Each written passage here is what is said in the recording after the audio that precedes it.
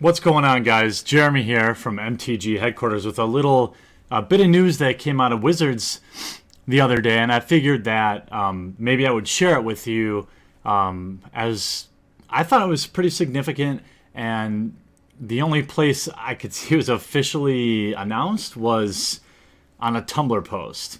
So Wizards has discontinued both Clash Packs and Event Decks. In case you didn't notice, there wasn't any in Oath, and there hasn't really been anything said about them being in other sets. And I have really mixed feelings about this because I feel like I do have some trust in Wizards in that they probably have a plan. They probably have something else that they want to slot in there, and you can only have so much production in a year and so much hype for your stuff. And I would assume that they're going to replace them with something more interesting. However, they didn't announce that. My problem is, as a casual player, the thing a lot of us forget is for every one person at F&M, there's probably 15 casual players at home playing on their kitchen tables. And I really liked event decks for a lot of reasons. One, I think it helps teach new players how to build decks. Seeing what a well put together deck could look like. Now, there weren't a lot of great event decks, but I feel like that's not a reason to discontinue the product. That's a reason to make a better event deck. The other thing is it helps show players what synergies are like, the advantages you can get from cards synergizing together, and you do see some of that in intro decks where they all center kind of around one keyword, and you can kind of get a feel for that. But a well-built intro deck, I feel like, or Clash Pack, could really highlight how cards can work together to become more powerful than the sum of their parts. And the other problem, which I know that Wizards probably would say that this is not the intended purpose of these products, but it really leaves a hole where Wizards could help adjust the pricing mid-season, right?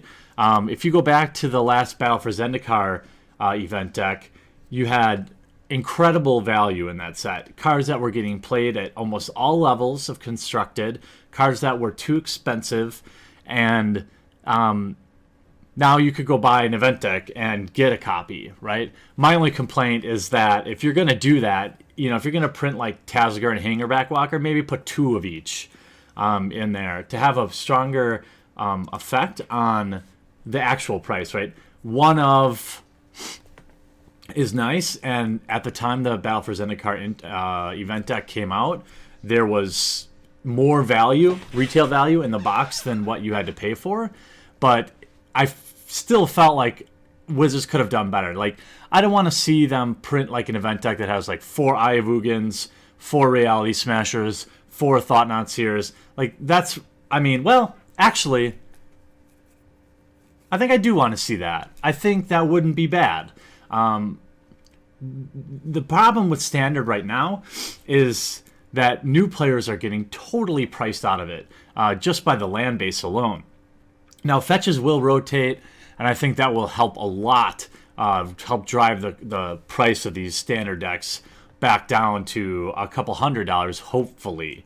But I don't really understand this decision. So if the reason is that they weren't being used for their intended purposes, which is probably true, I think Wizards had to balance printing something that people like me would just buy for value and something that was actually functional. They've gotten close with a couple of decent event decks, but they've never really been they wouldn't have ever been really standard playable or competitive at any semi-competitive F&M. But if that's the case, why not just make them better instead of discontinuing them, right? I mean, could they include 4 Scalding Tarns right now and build you a UR Eldrazi deck? Well, no. Maybe they could put out the colorless Eldrazi deck. Something along the lines where maybe you don't have the mana in there, but you have all the cards. So instead of playing Scalding Tarns, you can play your Steam Vents or your other red-blue lands that aren't $100 each, and you could have a modern deck. this is what I've always felt about event decks. I feel like they're always underpowering them and calling them an event deck, which didn't really apply. So I'm assuming that they're unwilling to do that. Otherwise, they would have done that years ago, right? If the reason that is that they cannibalize, and this is, I think, a valid point, that they cannibalize people from buying boosters, I guess I can understand that. But as a player, if I want a Hangerback Walker, I can buy a single from my local game store or an online outlet, or I can buy a product from Wizards directly that has a Hangerback Walker in it, and maybe a couple other cards I want. I mean, I don't see that as a bad thing. If people were like, you know, in the last when Battle for Zendikar event deck came out, it was like Hangerback Walker was like a $10 or $12 bill. Tazgor was like $5. There were other cards in there. Warden of the First Tree, Whisperwood Elemental. This is great, I think. And if somebody was building that deck and they wanted to buy 4 event decks, who cares, right? I mean, I don't understand why that's a bad problem. If you look at the list of some of the cards they've put in, that did help mitigate some prices of cards in Standard. Now, they've never said this is the reason, but some of the cards they've had in them are like Verdant Catacombs, Godless Shrine, Corsair Crewfix, Siege Rhino, Dramoka's Command, Warden of First Tree, Whisperwood Elemental, Tazgor, Hangerback Walker, and so much more. I'm going to assume that they're replacing it with something, and if they're not, this is definitely a bummer. My guess is, although I'm less optimistic, because it feels like if you're going to make an announcement, then you would say, but we're going to replace it with something better. Again, this is another highlighting of Wizards' communication being pretty terrible. You know, I asked my local game store about it. They had no idea. Now, maybe they did send out some sort of, formal communication. But as one, somebody, I was reading some of the comments on the thread, and somebody said that local game stores in the area were shocked that here is a personal Tumblr response to a personal Tumblr response to an anonymous question which directly affected the products they could expect to stock in the future, right? Why didn't they make an announcement during the Pro Tour? I don't know. Massively watched with literally hours and hours of downtime. And why aren't they replacing it with something else? The Clash packs I thought were always pretty cool, but I'm more bummed out by the event decks. And I guess I feel that way because I'm thinking of all of you guys. I read many responses where people said, event decks, how I got into Standard, or this is how I got into the game, and this is a bummer, or that people did use them to go to FNM, and so I feel bad for all of you guys who can't get these products anymore and are forced to buy boosters or singles again if you want to build constructed decks. So I'm not a huge fan of it, but I thought I'd get your feedback in the comment section down below. I'm very curious to see how you feel about it. Maybe you guys just don't care, and maybe then it's okay.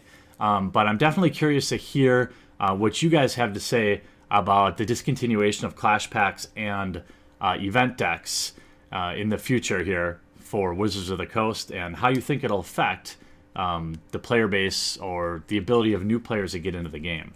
Thanks for watching this video. If you guys want to catch me, I'll be streaming tonight on twitch.tv/MTGHeadQuarters around 7 p.m. Central Time.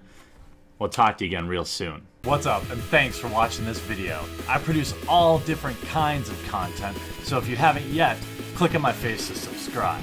If you want to watch more videos, I've got some sweet playlists, including this one, where I open up every fat pack ever created. I've also got this one over here where I open just about anything vintage and old and expensive for your enjoyment. And all this is made possible by the awesome backers at our Patreon, which is linked in the description of every video. Hop on over there, check it out, see if it's something you might want to consider. If not, sit back, enjoy, and I'll still love you.